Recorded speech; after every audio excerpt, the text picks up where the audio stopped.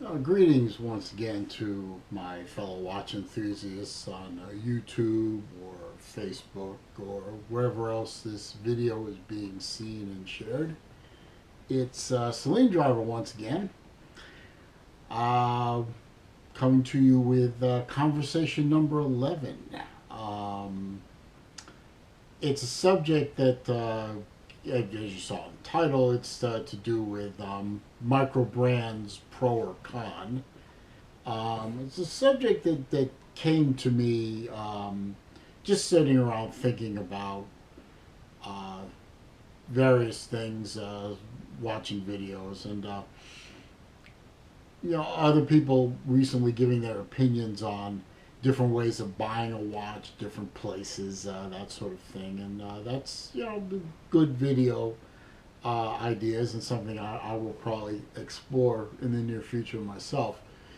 But the reason I want to pick microbrands specifically is because my most recent um, collecting hobby time period, which is a few years ago until now, and hopefully well into the future, got started because of, or restarted because of microbrands. Now, there was a time earlier where I did collect watches for a little while and then kind of faded away from the hobby and then got back into it. And during that time in the early 2000s is when I picked up a lot of the watches I still have, my Accutrons, my Doxas, a few other watches, but then I sort of stopped and went and concentrated on other things. Got back into the hobby mostly because of my father, but I also learned about the microbrand concept from being online on Facebook mostly, and discovering Kickstarter. That's also how I discovered Kickstarter. Um, and from there, I went on to exploring all the different watch options that are on Kickstarter, where the microbrands seem to congregate the most. And I ended up picking up quite a few watches. Pardon me. On Kickstarter, some of them pretty good watches. One or two I still have. But mostly, I would say for Kickstarter, I picked up a lot of watches to my detriment. And I'll get to that in a minute. It's not to say that I didn't find a lot of good watches on Kickstarter and didn't enjoy them for a while and didn't enjoy the microbrand concept for a while, but now I feel for me personally, and I think in a lot of ways that ship has sailed. That train has left the station. However you want to put it, I think the microbrand concept is beginning to run its course, if you will, and I'll go into why I think that and why probably the good number of you will disagree with me, and that's fine. I hope you'll put that in the comments below. I don't mind admitting that my first major dalliance with the microbrand was Filippo Loretti. And in the past, my past videos will reveal my opinions of Filippo Loretti and their branding and their marketing and their customer service, or actually lack thereof. And I'm not going to go into that right now. This video isn't really meant to be a bashing, if you will, of one particular micro brand, although Filippo Loretti certainly deserves it.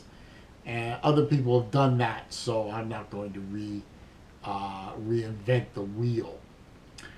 But it was interactions with companies like them and a few others that soured me in part on the microbrand concept.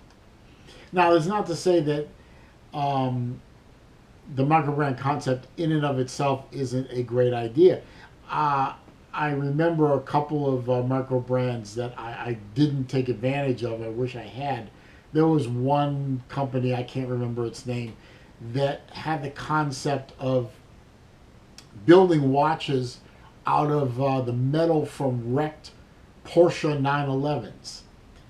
And they even went so far as to have a plate on each individual watch with the VIN number of the car from which the metal was harvested. And I think that's a fantastic idea.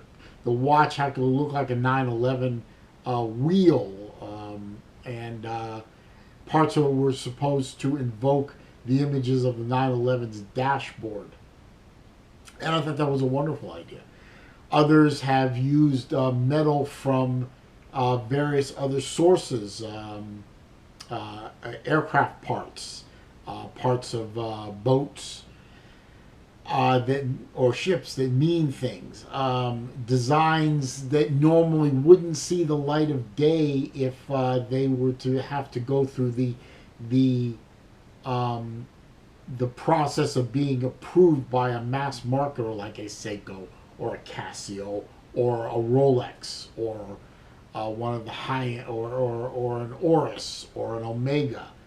These companies are just too big at this point to want to, in my opinion, take a chance on a design that may or may not work. And that's where I think the microbrand concept shines. For me, it is quintessentially an American idea, or at least a great example of the American economic concept, where you can take an idea, invest your time, your money, and probably in some cases other people's time and money, and bring an idea to the market. And in the microbrand Kickstarter Indiegogo concept, the idea being that you create the idea and you sell it ahead of the product and generate buzz and generate revenue for the product, and then raise a certain amount of capital and then use that capital to develop and deliver the product. And if you're fortunate enough, and a few of them are or have been, you transcend the microbrand market and you become more quote unquote mainstream. The example that comes to my mind in the case of that particular way of things unfolding is Zelos. You knew I was going to bring Zelos into this conversation somehow. Yes, I am a shameless fan of Zelos, and I don't make any bones about it. I've owned over 24 of them, and my father, who is also a collector, owns about a half dozen of them. So, big fan of the brand. But if it weren't for the microbrand concept, I don't know that Elshin would or would have not been able to bring the brand to life and be able to get it to the point where it can sustain itself, and he doesn't have to rely on the microbrand way of doing things. He can do it the more conventional way. And that brings me to one of the problems I have with microbrands is the wait time. For some people, this may not be a problem, but for me personally, this is the downfall of the microbrand concept for me. I like to, when I decide that I am going to get a watch, and oh, by the way, quick wristwatch check, I am wearing a Zelos. I am wearing the Zelos ZX7 chronograph with the Timascus case, just in honor of this video. I mean, it is after all by microbrands, and Zelos did start as a microbrand. The nice thing about microbrands is the concepts that you can bring to the table and to the market that may otherwise never see the light of day. The downfall is also part of the upside. You bring a concept to the table. You're not bringing product to the table. And for folks like me who want their product now, I want it now. If I see a watch that I want. I want, assuming I have the money to get it, I want to get that watch now. I don't want to wait 6 months, 9 months. In the case of one that I backed, it was over a year.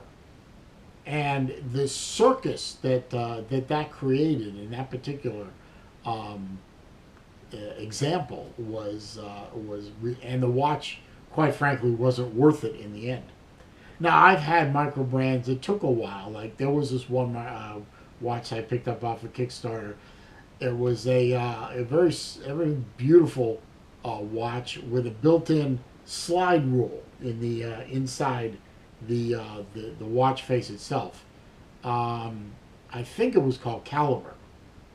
I'm not sure. I honestly don't remember. I've sold the watch. It was a nice watch. It had great packaging. It even came with a slide rule about so big around, about the size of a softball, really, a circular slide rule, and it came with a great box, instructions on how to use a slide rule. The packaging was first rate. I enjoyed the watch for a little while, but ultimately sold the watch and got what I paid for it out of it. That took 6 or 7 months to deliver. And as I backed more and more projects, and the delivery times became more and more ridiculous, it made me less and less inclined to back, Kickstarter microbrand watches. It just didn't want to wait that long. I wanted my watch. I paid the money up front. 6, 7, 8, 9 months later, I may get the watch. I don't know. And then there's the whole problem of if you really get enthused about a watch and it doesn't fund, then the watch disappears. A good example of that was a recent, the first one I had backed in about 2 years from a company, it was called a Comet. The Comet chronograph. And it really was a gorgeous little watch. It wasn't terribly expensive. It was about $200. It was a quartz chronograph. The face design, the watch face design is what really got me. And the particular one I was going to get was going to be in the Gulf racing colors from the 60s and the 70s, from which this watch design was derived. It was derived from the chronographs of the 60s and the 70s. And it was that Gulf racing blue and orange. And I said, God, and I've been talking to the owner of the company, who was American based. Nice guy, always responded to my messages and my emails. Great to talk to, great to work with. Counted down the months and the weeks and the days, and finally I literally was the 5th backer of that campaign. And it had 30 days to run, and it got to about 50% and stalled. And it died.